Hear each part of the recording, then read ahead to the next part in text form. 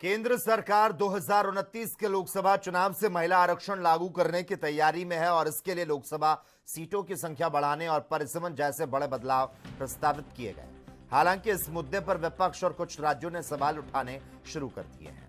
सरकार ने लोकसभा की कुल सीटें 543 से बढ़ाकर अधिकतम 850 करने का प्रस्ताव रखा और इसमें 815 सीट राज्यों के लिए और 35 सीट केंद्र शासित प्रदेश के लिए होंगी।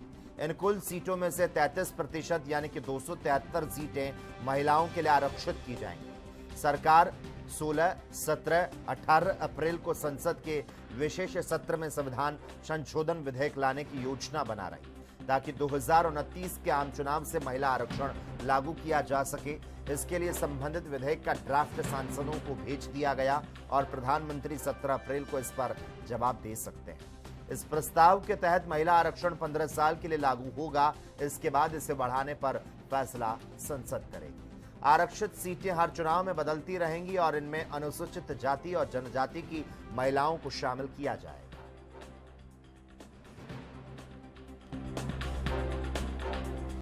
मैं समझता हूं ये 21वीं सदी का एक बहुत बड़ा फैसला, ऐतिहासिक फैसला है। जो नारी शक्ति वंदन अधिनियम के रूप में 2023 में लोकसभा और राज्यसभा में पारित किया था, उसको और तेजी के साथ लागू करने की दिशा में 16, 17, 18 तारीख को यानी कि कल से विशेष सत्र बुलाया गया है लोकसभा का और उसमें आने वाले समय में इसको लागू करने की दिशा में जो चीजें की जा सकती हैं उन पर चर्चा होगी। मैं प्रधानमंत्री नरेंद्र मोदी जी को बहुत बहुत बधाई देता हूं क्योंकि आज से पहले चर्चा तो बहुत हुई महिला आरक्षण के बारे में, लेकिन चर्चा तक ही सीमित रही, बातें आगे नहीं बढ़ पाई।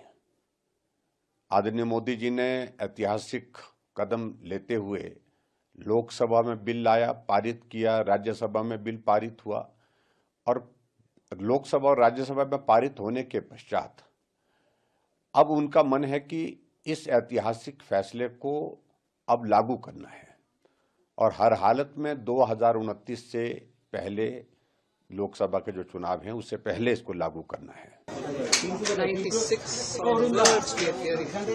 2010 there was nothing. We couldn't make it at all. And is she suggesting that women have to wait for any longer? And she will not cooperate? Hello. Let us say that openly. I challenge her. Is she trying to stop the reservation for women and putting fear in the mind of people in Bengal where there is no need for fear? It's a reservation. There will be a delimitation committee. There will be that commission which sits in every state. They will talk with everybody, with all political parties, and then only a call will be taken. So why is the fear? You have a fear about election commission, you have a fear about SIR, you have a fear about parliament, you have fear about every law which is being passed. Whereas you don't do anything here. Even if money is sitting in Delhi, you don't use it. What's your idea of governance? Mamata Banerjee, please say that. Ma'am, also 543 to 843 seats are going to increase. It's a big cap. Okay. That is a cap, maximum limit. Okay. You can't go beyond. और नारी Shakti Samman bill जो है, मुझे लगता है कि ये bill 23 में जब मैं सांसद थी तभी हमने सब लोगों ने पास किया था, यूनानिमसली किया था। लेकिन मैं याद दिलाना चाहती हूँ कि महिलाओं को अपना अधिकार पहले राजीव जी ने दिया था, उसके बाद में सोनिया जी ने उसको आगे बढ़ाया। अभी ये लाए हैं लेकिन 30 महीने चुप क्यों बैठे? अगर 23 में बिल आया था तो डिलिमिटेशन के लिए, सेंसस के लिए हम तब भी मांग कर रहे थे, अब भी मांग कर रहे हैं, वो होने की जरूरत है। कांग्रेस विरोध भी कर रही है। हम विरोध नहीं कर रहे, हम विरोध बिल्कुल नहीं कर रहे। हमारी यही है कि जो बिल लाते हैं उसका पूरी तरह से अभ्यास करके करो, सिस्टमेटिकली करो। देखिए, जो 2023 में महिला आरक्षण कानून पास हुआ था तो उसमें सारे पक्षों ने मिलकर उसको सहमति दी थी और इतिहास रचा था कि महिलाओं की भागीदारी बढ़ेगी पार्लियामेंट में और असेंबलीज में। तब भी हमने यही बात कही थी कि आपको ये इमीडिएटली इम्प्लीमेंट करना चाहिए, इंतजार इसका नहीं होना चाहिए कि सेंसस और डिलिमिटेशन हो। पर फिर भी सरकार ने बात नहीं सुनी थी, फिर भी ये बिल पास हुआ था।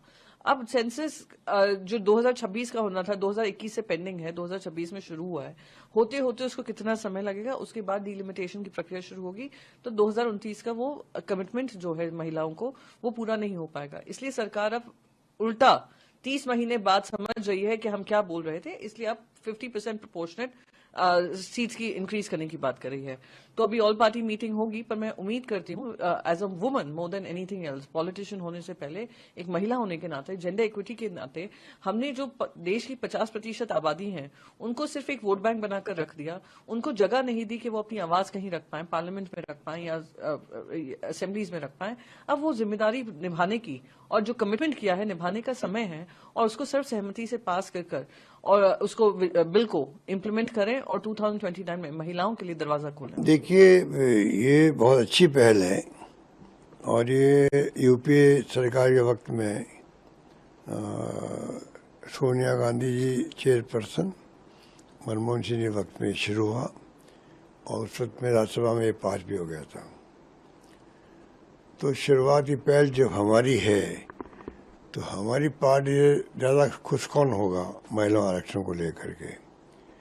ये काम बड़ी खूबसूरती से हो सकता है या हो सकता था, पर जिस प्रकार ये एनडीए गवर्नमेंट और विशेष बीजेपी और मोदी जी जिस प्रकार से ये अप्रोच आगे बढ़ा रहे हैं कि जब 2023 में कानून पास करवाया तब तो कहा कि नहीं, ये पहले हम लोग 34 से लागू करेंगे महिलाओं का, पहले सेंसस होगा, जनगणना होगी 21 वाली ड्यू हो गई है, उसके बाद में हम लोग परिसीमन करेंगे, तब लागू करेंगे। तो अचानक इनको क्या हो गया कि अचानक ही वापिस